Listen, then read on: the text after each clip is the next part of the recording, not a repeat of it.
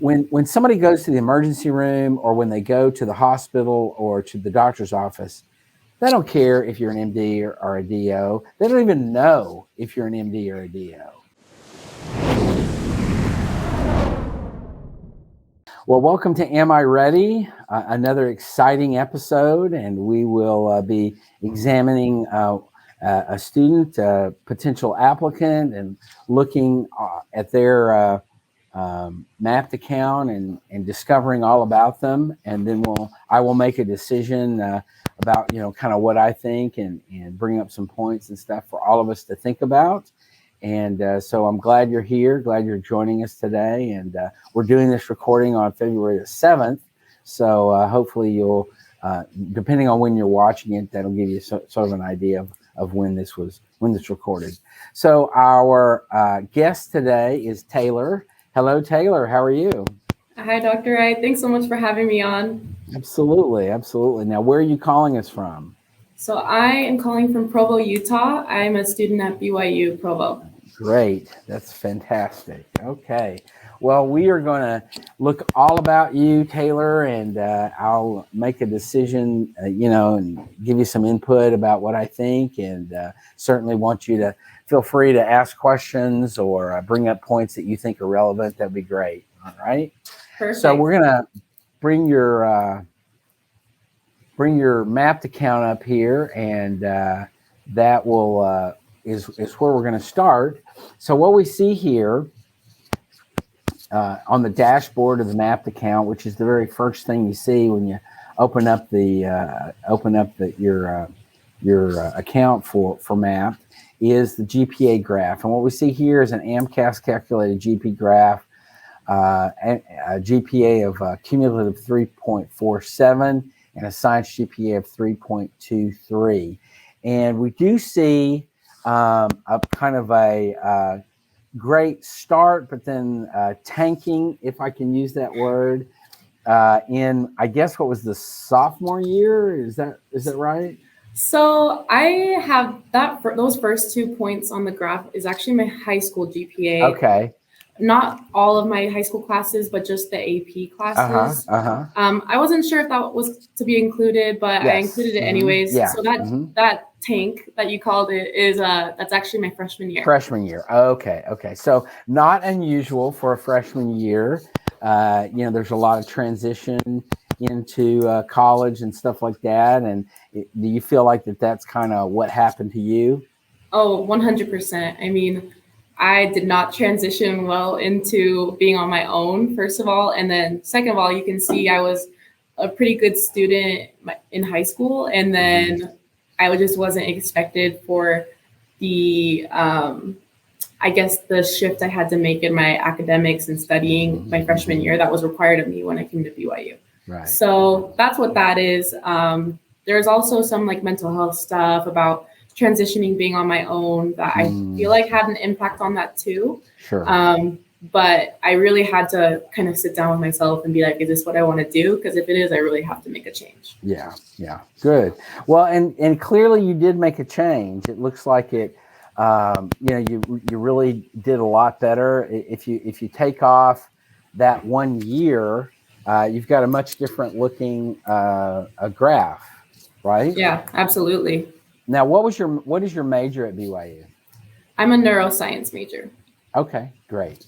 Now, what I want to do here is I want to show us if we change this AMCAS GPA calculation to ACOMAS, it changes it a little bit, not remarkably, but a little bit. And that's mainly because ACOMAS does not count things completely the same way that AMCAS does, in particular the science GPA, which does not include the math courses.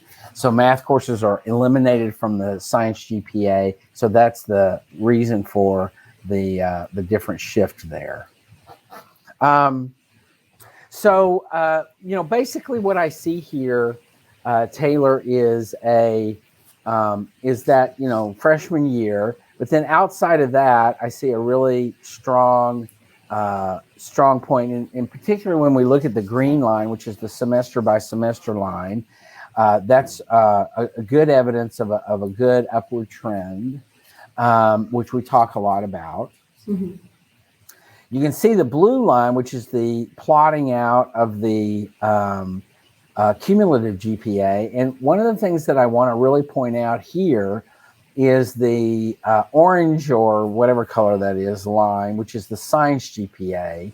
And it's not necessarily unusual for the science GPA to be lower than the overall GPA or the non-science GPA. This is fairly common. But in your case, what I see here is that GPA of a science GPA is pretty much well below the overall GPA and most notably the non-science GPA. What do you think? Now clearly there's an upward trend there from a low of about 2 point.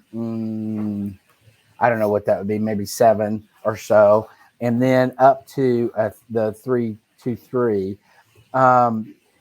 Tell me a little bit about that. About the difference between the non-science and the science? And mainly the science GPA, yeah. Yeah, I mean, I think I struggled, first of all, figuring out how to shift from high school to college, but then even the science classes on top of that were extremely difficult, even in comparison to the non-science classes that I was taking at BYU. So the non-science classes were, I feel like I didn't struggle with them just because they weren't really that difficult. But the science classes, as much as I love the science classes and I'm so interested in them, they are tough. They're really tough. That I put the science students at BYU, they put them through the ringer. So so it was tough figuring that out, but slowly figuring it out still.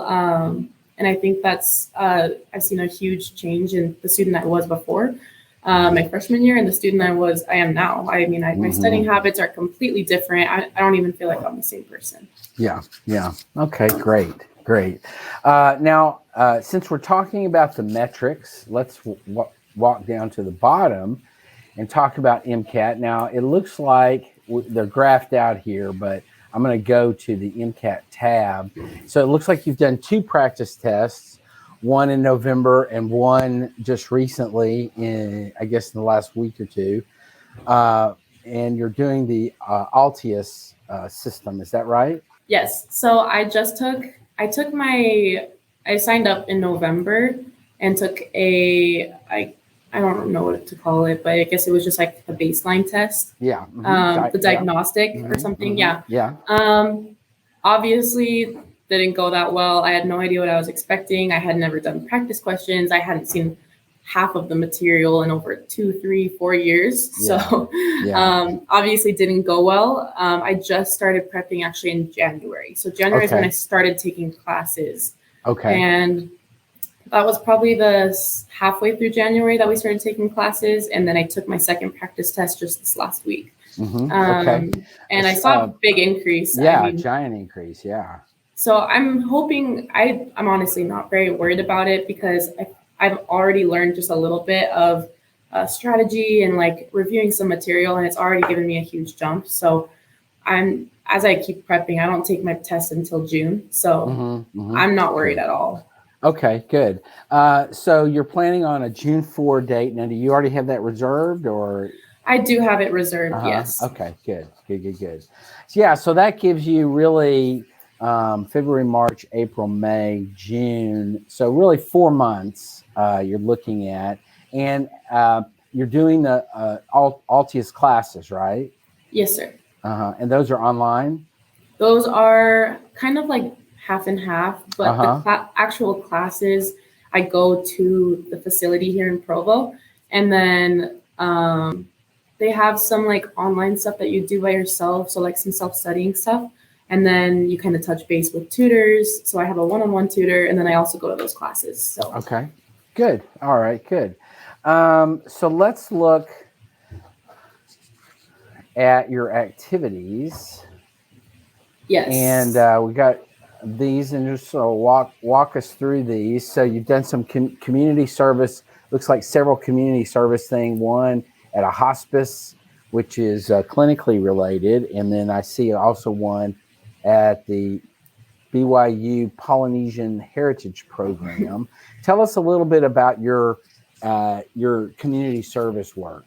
Yeah, so hospice I actually just started with. I've only done training so far, but I'm planning on working with them this semester before I apply.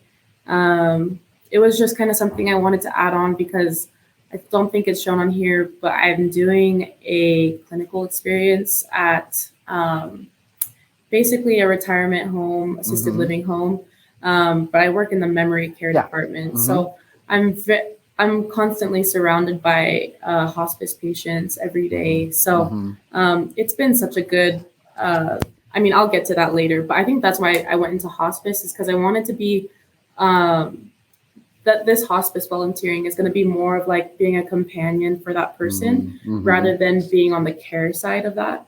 Right. So at Jamestown Assisted Living, I'm a caretaker and a med tech. So I know, I do their cares, I do all their personal care stuff, and then I also pass medication. Gotcha. So it's a lot more medically related as I wanted to have more experience being around that patient and connecting with them, which is something I don't always get a chance to do as a caretaker. Yeah, sure. Now, you've done some research as well. That's there at BYU, correct? Yep, that's at BYU, yeah. And so I'm seeing a trend here in terms of your major being neuroscience. The research lab was, I guess, a neuroscience lab. And then James, at the assisted living, and you've done, you're working with the elderly who have lots of memory problems and dementia and things like that. So I see a consistency here. Yeah. Well, yeah, that's really been. I mean, I'm in Application Academy right now, and we've been talking a lot about seeds. And what I've been kind of looking at for my seed is, I have a brother with autism. So I grew up around my brother, who is about 9 years younger than me. And when he got diagnosed with autism, it was really hard on our family. It was hard emotionally, financially, like everything, time-wise, like it was just a lot. And it made a really big impact on my family. And I really think that's something that was a seed for me to start looking into the medical field. So that's kind of what pushed me into neuroscience, the interest in that. So my major being neuroscience, I started doing this research lab that looked more into autism because that's something I was really interested in. And then Alzheimer's, I have a grandma that just passed away on Christmas, but she actually lived at the assisted living home that I was working at. Wow. So that's why I went to that specific assisted living home and worked there, was because she was living there with my grandfather.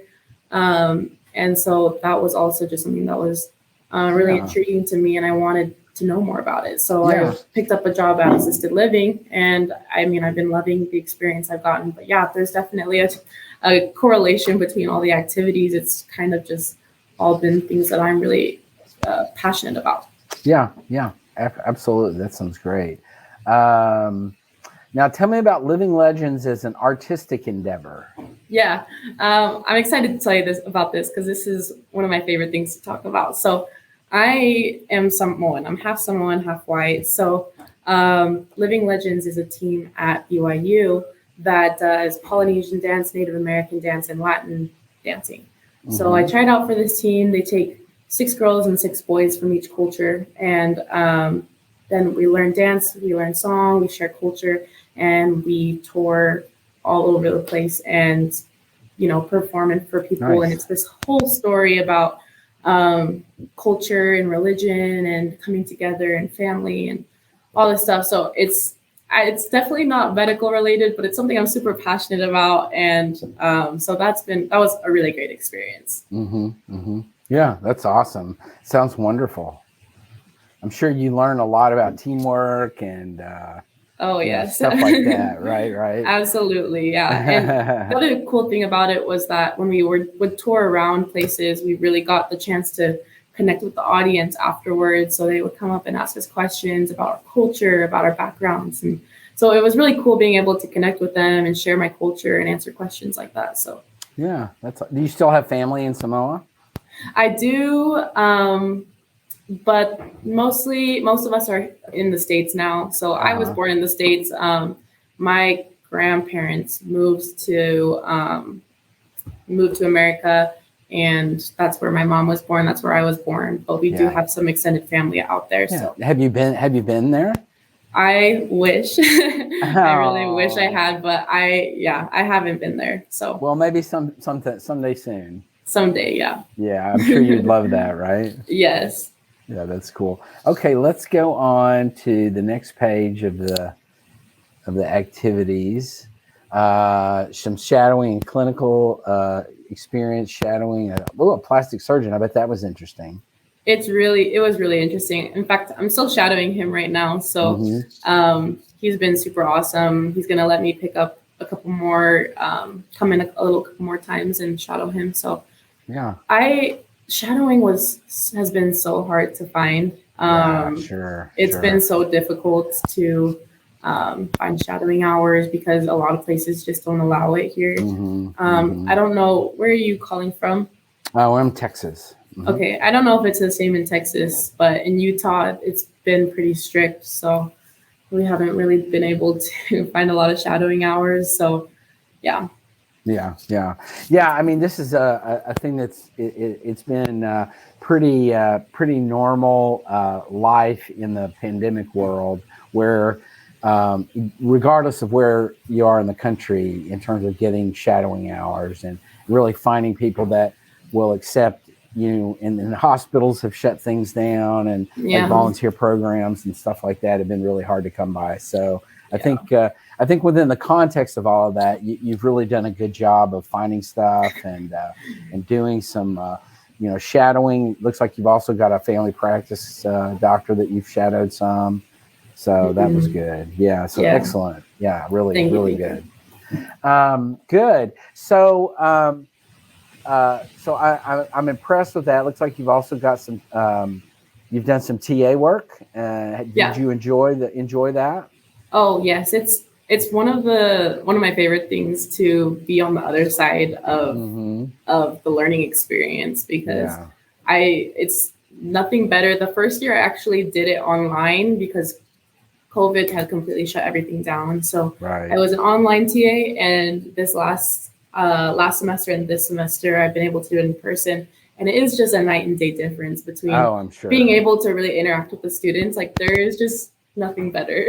Right. That's awesome. So, would you like to see yourself maybe at some point in the future as a physician teaching medical students, or I think I would definitely look into it, because there's just something about being in that experience when they have that aha moment, or even just working up with them to see them kind of struggle to understand a concept, but then finally understanding it. And one thing I really love about that class is a lot of them are freshmen, and it's a biology major introductory course. So all of these students are coming in really eager to learn, and it makes my job so much better. Of course. I'm not having to be like, come on, you need this, like trying to convince them to be interested in it, because they're already just so eager to understand and learn. So yeah, that's awesome. Yeah, that's really awesome.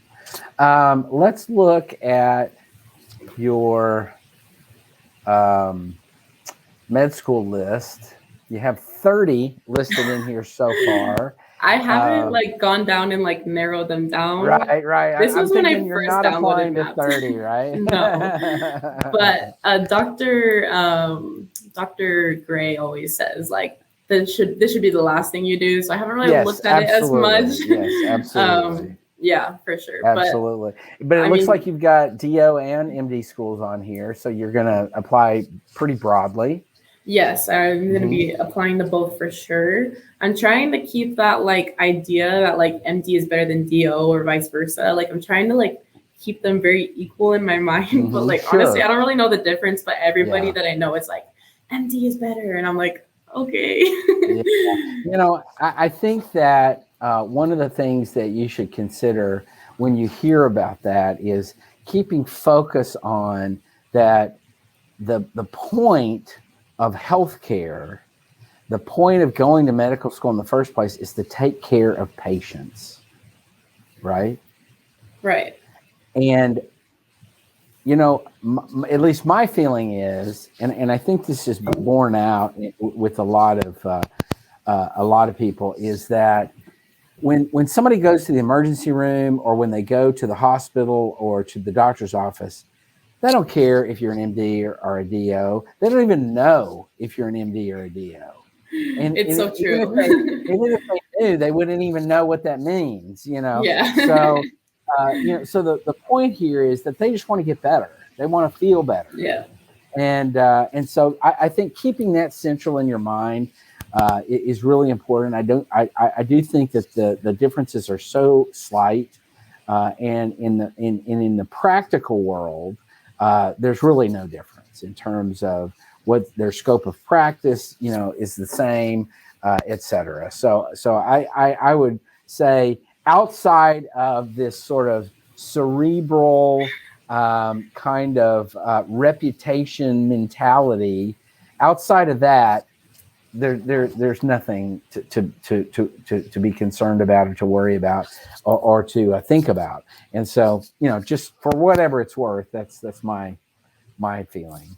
But now, when you're looking at different schools, what seems to be, at least at this point, what do you anticipate being the things that are really going to dictate for you where you end up applying? This is actually one of the questions that I had for you, but I mean, first, obviously, I look at location. So I'm going to apply to both of the schools in Utah. There's an MD and a DO. I actually was born in Texas, so I would love to go back there. So I'll be applying to all the Texas schools. Okay. And then outside of that, it's just where would I be okay living and where do I have connections to those places? So my mom grew up in Washington and in DC. So I think it would be cool to go to Washington because that's where she grew up. And then DC as well. I'm a little less into the East Coast just because I'm not from there, and I feel like it'll be a really big culture shock for me. But I mean, I'm still looking into it. Obviously, I haven't done a lot of digging down into my school list, but it's definitely been something that I'm I don't even know where to start with this stuff. I don't know how to narrow this down. I think you're doing it the right way. I think at first being very broad and putting a lot of schools on there that you're thinking, oh, this would be cool, or that would be a great location, or my uncle lives there, or whatever. And then my suggestion is, over the course of this semester, take about of the 30 you've put in here, and maybe even a little bit more, and begin to really dive deep into their identity, who they are as a school. Now, the MSAR, or the ACOMAS equivalent of the MSAR, will help with that. Are you familiar with the MSAR? I am. That's actually another question I had, because I've heard people be like, don't do it. Don't download MSAR. Stats don't matter. But then I've heard people be like, MSAR is live or die by this. It's kind of been do I invest in this or? So I think it's a good idea. I think that this is a source that the medical schools have a great deal of confidence in, because they contribute the information to the AAMC to produce the MSAR. It's very friendly to filtering and a lot of different things that you can do with it to look at different kinds of schools in different ways.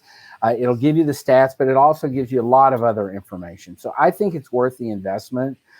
So I think that if you took maybe one or two schools a week and just dive into the MSAR, really learn about it, and then go to their website, the school's website, and I'm not talking about just the admissions office website. I'm talking about dive into that website and poke around in there, and you'll probably end up hitting against password protected things and stuff. And okay, well, I won't go there. So just see what you can find out about the school, about the students, about where their students go for residency, find out what residency programs they have at the school, just anything and everything that you can find out about the school, and take a lot of notes about as you're doing that. And I think that could be very helpful. Okay, I think I would definitely do that. Yeah, so like one a week or so, just as a break time from studying for the MCAT or studying for school or whatever, just de-stress a little bit by poking around and doing that. And I think my guess is that by the end of the spring, when the application really starts rolling around and you're going to apply, there will be a number of schools that you will say, I didn't really feel so much connected with that one, but these, I really liked what I saw. So I think that'll probably do a lot for you. Okay, that's perfect. Yeah, good. So, and I think it's wise to apply both DO and MD. I mean, there's a lot of schools out there. Most of the DO schools are private schools, and so you're going to be able to not have the issue of state residency involved in the decision-making process, unlike in Texas where, that's a huge part of it. And so, just kind of keep that in mind. Okay, I will for sure. Yeah, great. So I like what I'm seeing on that. So, so let's talk a little bit then about kind of where I think things are for you. Obviously, the MCAT, you're still in the process of, so we don't really know what's going to happen with that. Do you have kind of in your mind at least a little bit of a target score? I mean, it's funny because the LTS program makes you they're like, we don't want you shooting for lower than a 518, but I'm like, okay, I get that, but I definitely want a 518, but I would be okay with a 515, so I mean, I think on my target score it says 518, but 515 is really more realistically what I'm shooting for. Okay, good. That's great. And I think in terms of activities, I think you're doing great. Keep up the good work. You've got a lot of interesting things that you're doing. You're getting great clinical experience. You're doing shadowing. That's awesome. Community service stuff is good as well. So I think, keep it up. But that I think looks really great. Obviously, the big part of that comes out that you're finding out, I think, or will in the Application Academy is that, it's all about how you communicate the meaning of those things to the schools. So it's one thing to say, I did X, Y, and Z. It's another thing to say, here's what I got out of doing those things. I learned 1, 2, 3 things about myself in the process and about medicine in the process. So yes, I really learned, and being able to communicate those in a really deep way in your personal statement and secondary application essays, et cetera. The difference in my mind between a good applicant and a great applicant in some ways is the way they communicate the depth in their application. So keep that in mind. Now, in terms of GPA, this concerns me a little bit. Mostly because if you look at your science GPA, it's low in terms of medical school applications. And so, what my concern is here is that I'm not sure that you're really showing the success that you could potentially have in medical school with your science GPA right now. You're showing a 3.23 science GPA as a cumulative science GPA. But if you look, and granted, there's an upward trend, but the highest you've gotten on the science GPA is not at the level where they're seeing a lot of applicants. And so I guess my concern here is that the picture that emerges, while you've done really great in non-science classes, your science classes, and we talked about that a little bit earlier. And so what I would say is, keep in the back of your head, and I think this is reasonable for all applicants. When you apply, you need to be thinking during that application year, if I do not get in this year, what am I going to do this year to improve and to be a better applicant next year? Right. And I think also like first of all, I'm taking a semester this semester. So I'm taking classes now. They're all science classes. If it goes as planned, that's going to bump my science GPA to 3.35. I ran it and mapped. So I think that gives something, but I think it's definitely clear that my science GPA is my weakness in my application. And I know that, and I'm very aware of that. And the best I can do is work on that. Right. But showing that I have an upward trend is kind of all I can do, because that's all. I mean, if it goes as planned this semester, I won't be worried at all, because 3.35 I feel like is it's definitely not as high as I'd like it to be. I would feel much better at like a 3.5, but I mean, honestly, my freshman and sophomore year really kind of takes that science GPA, and it's hard to bring it up with only a couple semesters. So you're right. Where my real weakness is, but I think there's definitely been some improvement. So that's kind of what I'm hoping I can continue to do if I don't make it in this year, is to continue just bumping that up little by little. Right. Now, when are you graduating?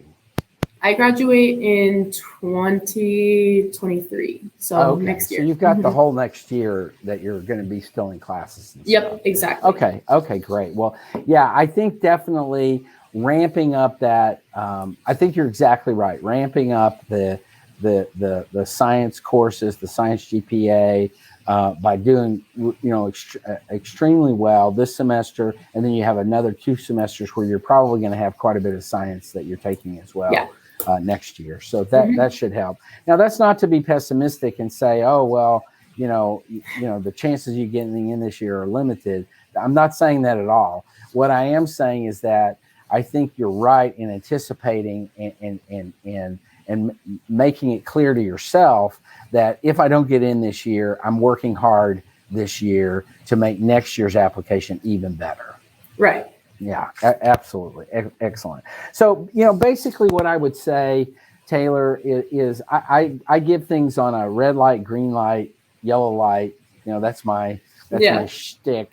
And what I would say is, that you're securely within the context of a yellow light. And there's a couple of reasons for that. One is the MCAT, we just don't know.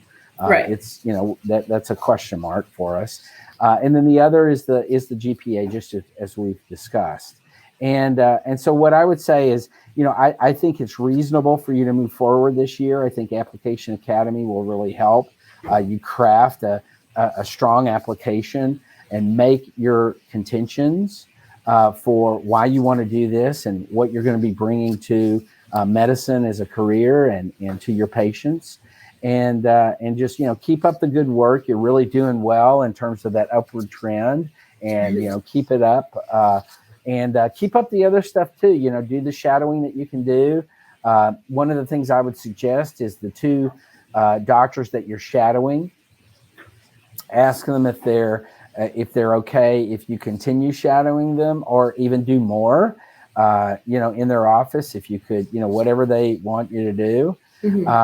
And the other thing would be to ask them if there are other doctors that they know, friends of theirs or whatever, colleagues, that they would be able to put you in contact with, connect you together with them, so that maybe you could shadow them, or shadow them in a different setting. Maybe shadow them in a different medical specialty or whatever. I like the idea that you're getting. The 2 that you're getting are very different from each other. The family practice is very different from a plastic surgery practice. So, and you probably have noticed that it's just, there's some similarities and stuff in terms of the work that they do, but the type of work that they're doing is just a very different type. Absolutely. Yeah. That's definitely another thing that I think my application is lacking, is just shadowing hours. So I'll keep working on that too. I mean, I think that everybody understands that it's just so difficult to find that right now. Yes, so absolutely. I'll keep working on that. Just keep working on it. Make the effort. Just ask the 2 two doctors, hey, can you help me out here? Can you help me connect me with one of your colleagues, or anything that you're willing to do? I would be super appreciative, keep it up. But Taylor, it looks to me like you're doing a good job, that you're really getting wind under your wings, and that's encouraging. I'm sure it's encouraging for you in terms of getting to the point of applying and stuff. But I definitely think applying this year makes sense, particularly with the mix of schools that you're looking at. And then I would say, you'll see what happens, and hopefully by this time next year you'll be celebrating, and that'd be nice. Yes, yes. I think it will be good. I mean, obviously, there's a couple. I mean, the weaknesses I'm very aware of, and I think, like you said, there's a depth in your application and your reflection that I think will be really valuable in my scenario specifically, just because I think I've learned a lot from my academics and learning how to do that, and I only see it going up from here. So yeah, good, that's great. Taylor, do you have any questions that you would like to ask that I wasn't able to answer in our discourse? I don't think I had any specific questions. Okay. I mean, other than like activities, I just think, like, where am I besides the shadowing? Like, do you think I should continue looking for more opportunities, or do you think my activities are okay? Like, I think that's kind of been my biggest concern. I think your activities are great. I would say keep it up. Clinical, the things that you enjoy, like the dance thing, I think that's wonderful. Just keep doing what you're doing. I would say just stay the course would be my recommendation. Okay, perfect. Yeah, well, that's really the only. I guess, is there any concerns about me taking my MCAT in June? No, I don't think so. You'll get that early July, which is still plenty of time. Medical schools don't really even start the new cycle in terms of reviewing applications and stuff until, I would say, late July or August. And so our point about making the getting your application in early, early being May or June or July or something, and getting that in early is just so that everything is there and everything is ready for the admissions committee to look at it once they're ready to start the process. Right. So I think certainly I don't think that the June date is problematic. Okay, perfect. That's really all the questions I had. So okay, good. Well, thank you for joining us on Am I Ready today. It was very nice to meet you. Good luck in the process, and good luck with Application Academy. And just so that our listeners know, Application Academy is run by our founder, Dr. Ryan Gray. All of us at MAP participate in it, and through office hours and stuff like that. But it is a group setting where you work on stuff, and Dr. Gray kind of responds to questions and things like that, and reviews personal statements and et cetera.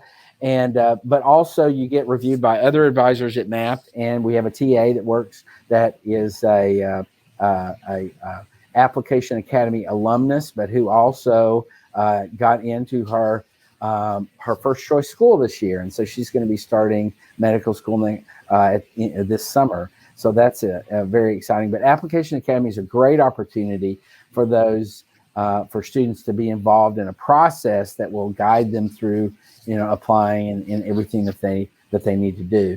If you're applying this year, unfortunately, it's too late to sign up for Application Academy this year. If you're applying in future years, you might want to consider doing that. This year, I think the fee was $500 for Application Academy, which is really a 40-week program, which walks you through the whole process. And so, Taylor, I hope that you've had a good experience with it so far. Yeah, it's been awesome. It's already been so helpful, and I'm excited to get into like the personal statement stuff. So yeah, absolutely. That's awesome. Great. Well, again, thanks, Taylor, for joining us today, and good luck to you. And keep in touch with us, would you? I will, for sure. Thank you so much. All right. Take care.